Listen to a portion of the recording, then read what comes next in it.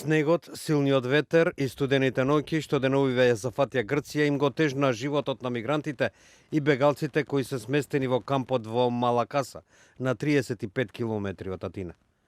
Во еден голем шатор се поместени повеќе од 30 помали шатори.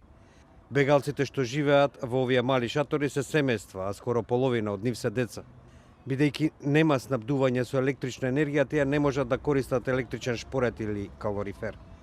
За децата е натешко кога температурата е најниска, односно во текот на ноќите. ولی خیماق و مشکلاتشان بسیار زیاد هستند. اینجا پرسان نیست، جویان نیست، فامیلا، طفلا، مریضا. خیلی مشکل مردم زیاد داره در این کمپ. Во кампот моментно престојуваат околу 2500 бегалци.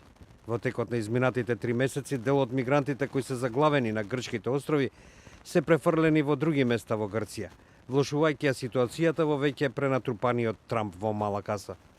Во вакви лоши временски услови, бегалците не се во состојба да се справат со студените и влажни услови, па многумина страдаат од инфекции на кожата. واقعا سختی واسه ما زیاد است. بچه‌ها مریضی گرفتن، مریضی جلدی گرفتن.